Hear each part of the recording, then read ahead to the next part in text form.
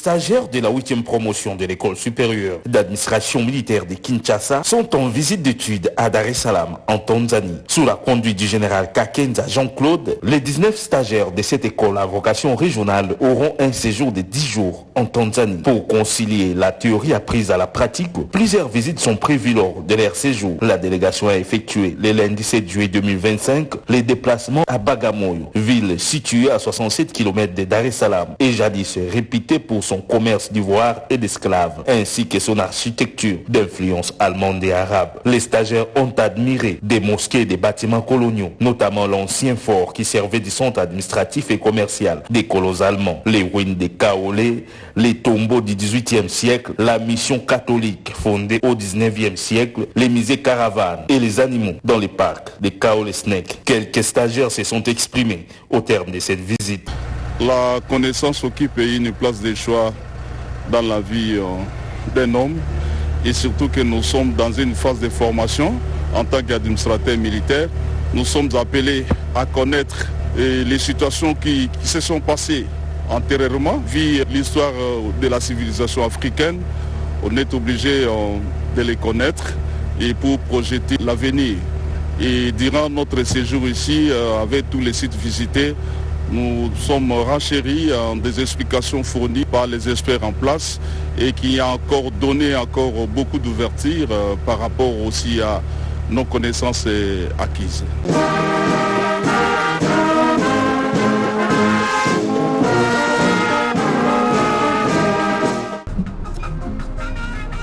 En voyage d'études à Tanzanie, le stagiaire de la 8e promotion de l'école supérieure d'administration militaire ont visité le mardi 8 juillet 2025 les centres d'entraînement des troupes des maintien de la paix, Linda Amani. À son arrivée, la délégation a été accueillie par le général Georges Chongari, commandant du centre. Immédiatement après, le colonel Moulichi, directeur de l'institution du centre, a briefé ses visiteurs sur l'organisation, le fonctionnement et les missions de cette structure avant l'exercice habituel. Les jeux de questions-réponses a permis aux stagiaires de l'ESAM d'identifier les particularités logistiques et administratives des opérations de maintien de la paix. À l'issue de la visite, le général Kakenza a exprimé sa gratitude au commandant du centre pour l'accueil et la séance de travail bénéfique aux stagiaires de la 8e promotion de l'ESAM. Avant l'étape du centre d'entraînement des troupes de maintien de la paix, la délégation de l'école supérieure d'administration militaire a été reçue le même jour au commandement des écoles militaires, où elle a été reçue par le général-major Saïdi Kambi, commandant général des écoles des sous-officiers.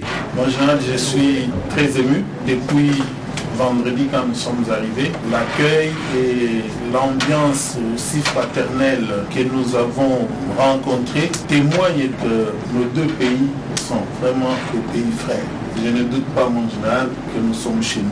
Au nom du chef d'état-major général des forces armées de la République démocratique du Congo, je voudrais vous remercier et remercier le chef d'état-major des forces tanzaniennes pour tout ce que vous faites pour ma délégation. Cette visite a été marquée par les échanges des cadeaux et la signature des livres d'or par les commandants de l'ESAM. Après l'étape de Dar es Salaam, la 8e promotion de l'ESAM poursuivant son voyage d'études à Zanzibar. Kadi rasmi ya mapokezi iliyoandaliwa na jeshi la ulinzi la wananchi wa Tanzania.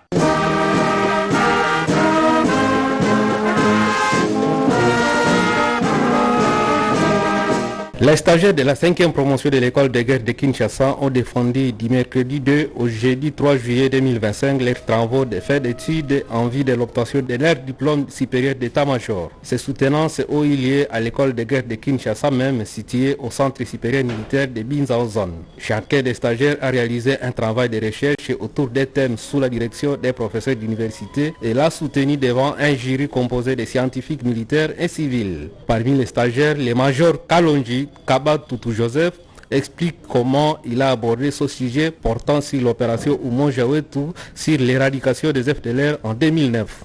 Alors, sur le plan temporel, nous partons du 20 janvier au 25 février 2009.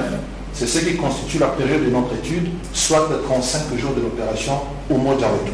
Les opérations militaires conjointes entre la RDC et le Rwanda, notamment à l'opération Oumou Jawetou, n'a-t-elle pas atteint ses objectifs? À côté de cette problématique, nous avons des objectifs dans cette étude. Premièrement, analyser cette opération Oumou Jawetou et enfin identifier les causes de cette opération. Hypothèse liée à cette inefficacité de l'opération, comme quoi, d'abord, c'est des divergences d'intérêts stratégiques non résolues qui affaiblissent la coordination, limitent la transparence opérationnelle et réduisent l'efficacité des actions sur le terrain. Pourquoi ? Pour la RDC, il tient à tout prix à restaurer son autorité sur l'ensemble du territoire, mais aussi protéger sa souveraineté et affirmer son indépendance stratégique face à toute ingérence. Utilisé pour réaliser ce travail, dans le cadre de cette recherche, nous avons adopté une approche méthodologique intégrant plusieurs perspectives théoriques et techniques d'analyse afin d'explorer notre problématique centrale. En premier lieu, nous sommes partis sur la méthode stratégique de Michel, Closier et Rad. Ça, c'est une approche sociologique originale pour analyser des organisations. Et en second lieu, nous nous sommes basés sur la théorie du réalisme structurel, appelée aussi néoréalisme de Ken Walters. C'est une approche majeure des relations internationales. Enfin, pour conclure, nous disons que la faiblesse des mécanismes de coopération régionale, la divergence d'intérêts stratégiques et des limitations institutionnelles expliquent en grande partie l'inefficacité des opérations militaires conjointes entre la RDC et le Rwanda, en particulier l'opération Umoja Wetu. Pour assurer une transition vers une paix durable, il faut des efforts sincères, une coopération renforcée et une gouvernance régionale crédible. Nous pouvons retenir qu'il y a nécessité d'un cadre régional de sécurité intégré, mais aussi il faut qu'il y ait renforcement de la diplomatie militaire, tant au niveau interne qu'au niveau régional. Enfin, cette étude ouvre de nouvelles perspectives pour des recherches désirées d'approfondir cette problématique, en explorant davantage les raisons empiriques et contextuelles qui expliquent cette inefficacité.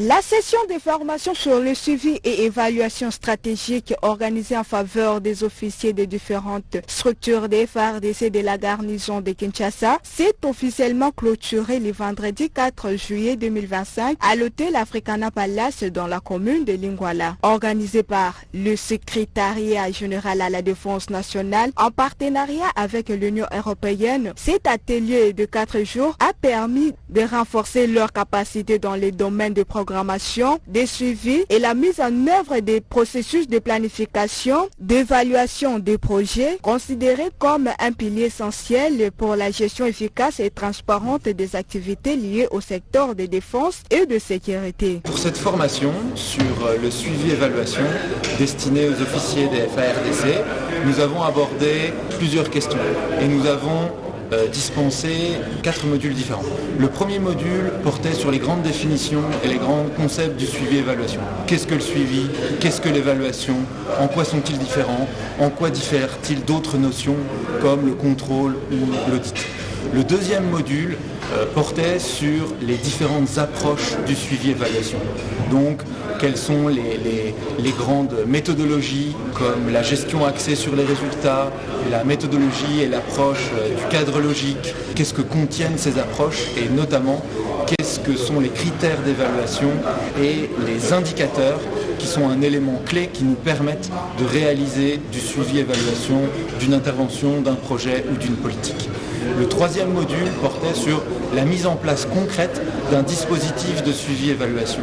Quels sont les outils de suivi et d'évaluation, bases de données, rapports qui doivent être utilisés et comment on met en place un dispositif qui permet de savoir qui va faire quoi, à quel moment et quelles sont les responsabilités de chacun.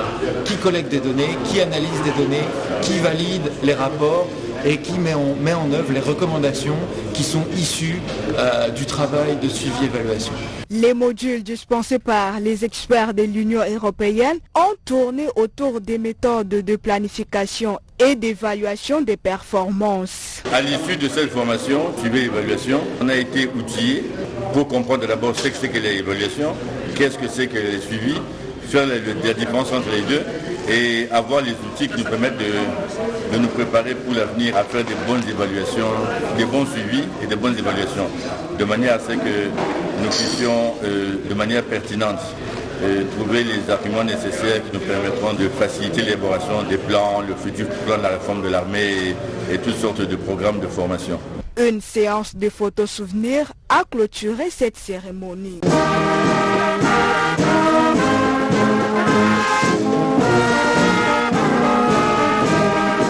L'aumônerie protestante de forces armées de la République démocratique du Congo a clôturé le lundi 30 juin 2025 dans une atmosphère de ferveur et de recueillement le 40 nuits des rémunérations et des prières pour la nation organisé au camp Badiadingi sous le thème « Avec Dieu, nous ferons des exploits ».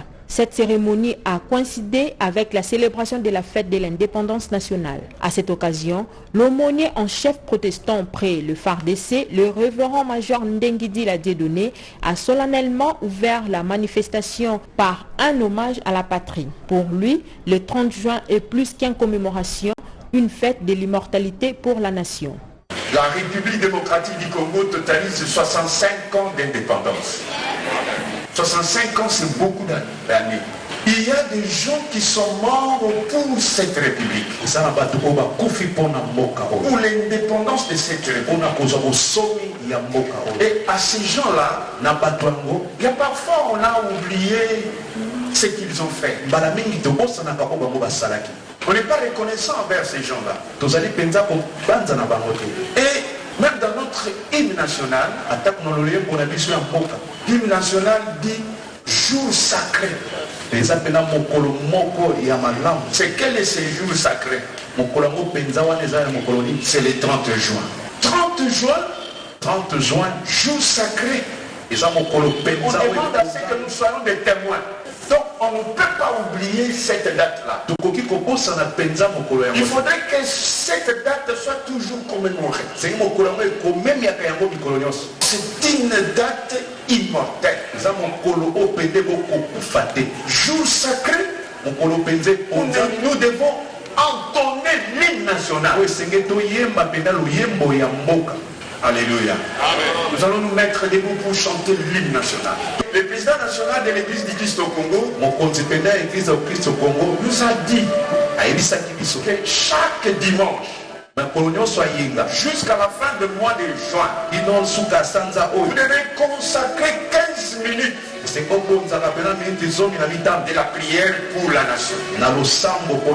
Et nous avons fait 40 jours pour notre pays.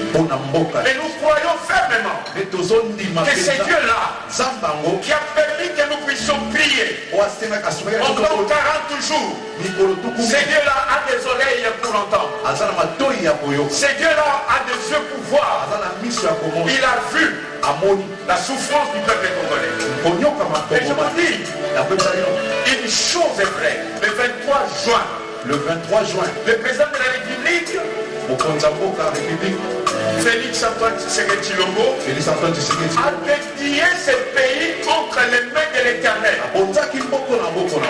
Dans sa prédication, le prophète Diogras de l'église Génération Joël s'est appuyé sur les psaumes chapitre 60 verset 14 pour développer les messages centrés sur la capacité du croyant soldat à réaliser des exploits avec l'aide de Dieu. Il a dévoilé 3 secrets pour accomplir des exploits spirituels et patriotiques. Le premier est celui de donner à Dieu la première place en toutes choses, dans la vie personnelle comme dans les services militaires. Psaume chapitre 60, nous allons lire le verset 14. J'aimerais d'abord commencer par vous dire que le psaume chapitre 60, c'est un psaume qui avait été écrit par le roi David. David n'a pas écrit ce psaume dans un moment de joie. Suivez-moi attentivement. David n'avait pas écrit ce psaume devant l'usure et le camembert en train de manger. David David a écrit ce psaume. Quand il avait fait la guerre aux Syriens de Mésopotamie et aux Syriens de Tsoba. Ils s'étaient battus contre à peu près 12 000 Édomites. Et il a vécu l'intervention de Dieu dans la guerre. Il y a des psaumes. C'est comme si c'est lié à l'armée. C'est bizarre. Pourquoi? Parce que le contexte historique, ça a été un contexte de guerre. Voilà pourquoi vous allez voir, par exemple, au verset 11, David était en guerre. Exactement comme notre belle nation. La République démocratique du Congo est en train de passer par un temps de guerre. Après avoir parlé de tout le temps qu'il a passé dans la guerre, au dernier verset, David a compris que vous pouvez avoir toutes les armes du monde. Verset 13, il dit, le secours de l'homme n'est que vanité. Mais le secours de l'homme n'est que vanité. Quel est le secret de ces victoires? C'est ce qu'il enseigne dans la... La soirée a été marquée par des moments de louange, d'adoration, d'intercession pour la paix en RDC et des consécrations des familles militaires à Dieu. Plusieurs responsables ecclésiastiques, autorités militaires et fidèles ont rehaussé de leur présence à cette soirée. Celle-ci aura laissé une empreinte spirituelle forte dans l'assistance.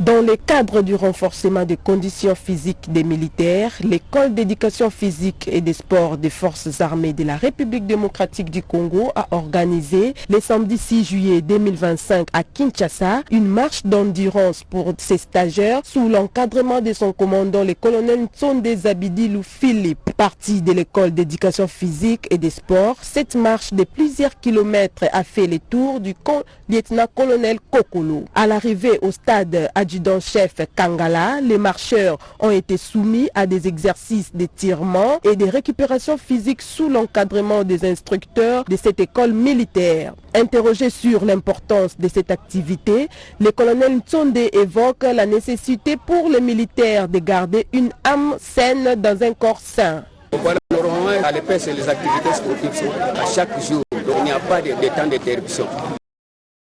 C'est lors de la hiérarchie que la marche, les activités sportives se déroulent chaque samedi.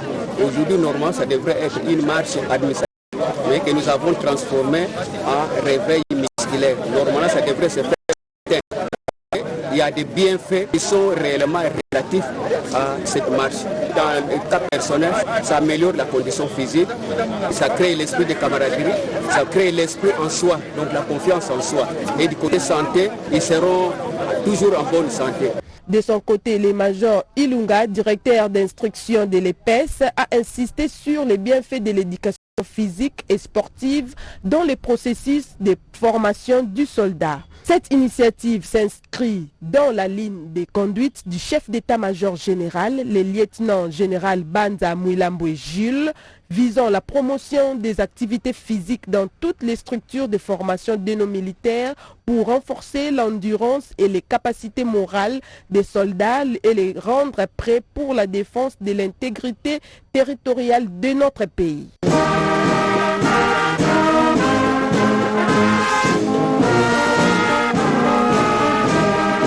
Le vice-premier ministre, ministre de la Défense nationale et ancien combattant, Guy Kabombo Mwadianvita, a visité le mardi 1er juillet 2025 le quartier général du service des communications et d'information des forces armées. Cette visite s'inscrit dans le cadre de son itinérance à travers les structures militaires de la garnison de Kinshasa. Au cours de cette visite, Un exposé détaillé sur la situation actuelle du service lui a été présenté par le général-major Ekenge Bomoussa Sylvain. Ces rapports apportés notamment sur les missions d'ICIFA, son organisation et son fonctionnement. Dans son mot des circonstances, le vice-premier ministre a salué la discipline et l'engagement du personnel du CIFA. Il a encouragé le commandement à poursuivre les efforts dans la consolidation des capacités de communication stratégique des forces armées de la République démocratique du Congo. Il a aussi insisté sur la nécessité de renforcer la modernisation des outils de communication en rapport avec les exigences opérationnelles actuelles.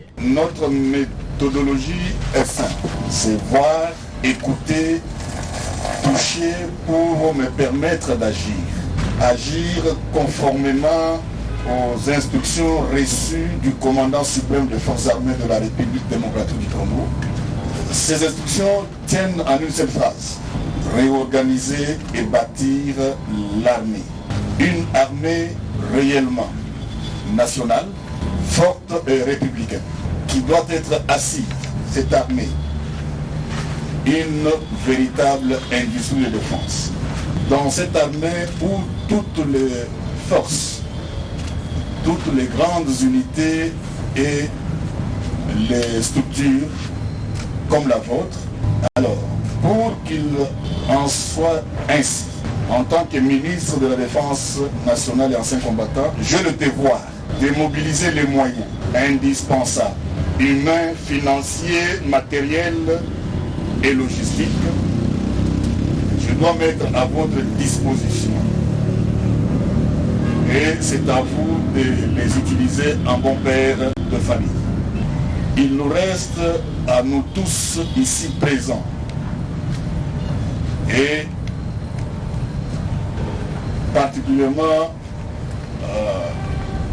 à l'état-major général et le ministre que je suis, de tout faire pour matérialiser, rendre concret la vision de son Excellence Félix Antoine Tshisekedi Tshilombo, président de la République, chef de l'État et commandant suprême des forces armées de la République démocratique du Congo.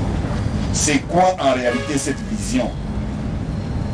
C'est la paix, la stabilité et le développement de notre pays. Après la visite guidée des installations d'ICIFA, une séance des photos souvenirs a clôturé cette visite.